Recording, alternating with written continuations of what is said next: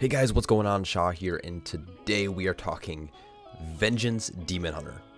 Now, out of all the tanks that I've tested so far, which is everything but Blood Decay, VDH is actually so far one of my favorites outside of Warrior. The rotation still feels extremely fluid. I have some minor issues, and there's a few discrepancies within the talent build that I was running. I have some ideas that I can change around in the talent build to maybe make it feel a little bit smoother, but I kind of want to go over my very first impressions. Now, unlike some of the other videos, we now have access to a level 70 server, so I'm actually able to test this at endgame, which is super convenient. Just a quick little disclaimer, I have run literally one dungeon, but these are my kind of first impressions. So if there's anything that you have tested on beta, or you've seen tested on beta that you'd like me to try as well, or any suggestions, please let me know. DH is not a main that I've played before. I played it in Season 3 of Shadowlands. I was doing like roughly in the range of like 22, 23, 24 level keys during that season. So I have a little bit of experience playing the class. I've never mained it. I don't know the kind of little ins and outs, the little nuances. So again, if I have anything incorrect here, please correct me down below. But this was the current build that I was running. Now, I've always liked the idea of Spirit Bomb. I always felt it did a lot of damage. It obviously applied Fatality. Now, unfortunately, maybe not unfortunately, but Frailty.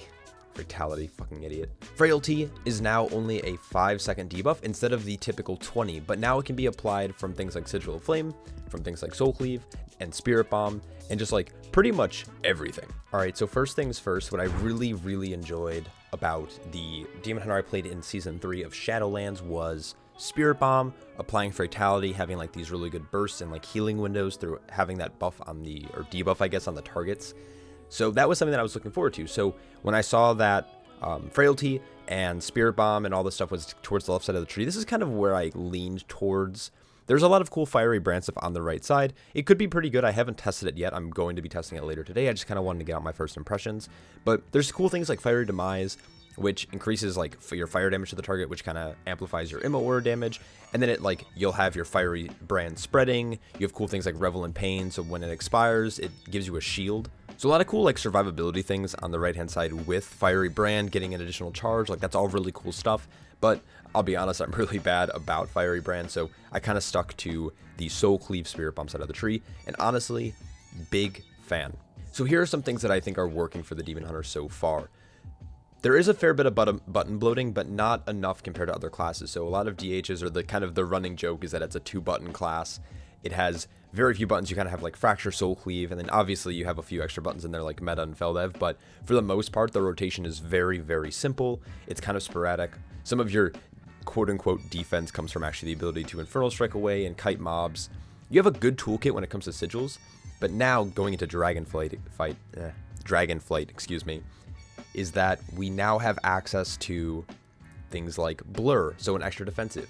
We have things like Chaos Nova, an extra stun. We'll still have access to the Hunt if we want. I didn't play the Hunt in this build, but you have a few sigil options. You have like Elysian Decree coming back. You have Misery, Silence, and Flame all being returned. We have access to Sigil of Chains if you'd like. Just overall, just like a really cool, well-balanced class. They added a few extra buttons to our toolkit, but it's nothing crazy that makes the rotation a little bit more complex, like we've seen with maybe Brewmaster Monk. Demon Spikes also has been kind of a meme. It's not like a bad defensive, but it's kind of awkward to use. It really just increased your parry and a little bit of your armor, which really didn't feel that great. And obviously in Shadowlands, there was a lot of emphasis on staying in meta as long as possible, especially with the tier set. What's nice about Dragonflight is that we're seeing some talents that are actually bolstering Demon Spikes. Things like Deflecting Spikes, which increases obviously the parry. That's kind of what we always expected. Having a 10% reduced damage upon using Demon Spikes, and then it fading afterwards. So like after Demon Spikes ends, it's actually going to you're gonna have a 10% DR, which is just incredible because now Demon Spikes has a longer lasting effect, essentially. You could also have like you can extend your spikes if you want. I didn't play that this time, but then you also have like cool CDR components like Feed the Demon. Consuming Soul Fragment reduces the remaining cooldown of Demon Spikes by 0.5 seconds, which is not a bad take. It's what I played to get to Elysian Decree. I'm sure there's other ways to get down there, but all in all, it was nice to kind of have active Demon Spikes throughout the dungeon run that I was able to run. And then after it expired, I wasn't gonna feel like I was instantly gonna start taking a ton of damage. Again, these are heroic dungeons, so all in all, like, it's really not that difficult, but it felt good to be able to actually like rely on a more steady form of active mitigation, if that makes sense. Now, some of my favorite things that they've added and kind of bolstered about the DH was things like Soul Furnace. So every 10 soul fragments you consume, it increases the damage of your next soul cleave or spirit bomb by 40%. There is some massive hits I was able to land in this dungeon with spirit bomb hitting for around 65-70k. That's a huge hit.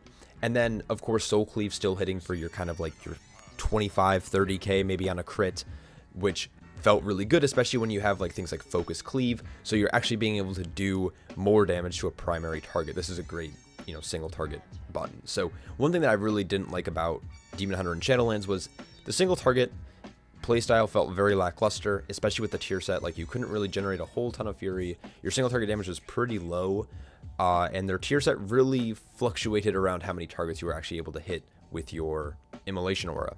Now, the only thing that I really wasn't a fan of in the run that I did, and I might be wrong about this. Now, Spirit Bomb does hit like a monster truck. It hits extremely hard when you're able to actually have 5 fragments available.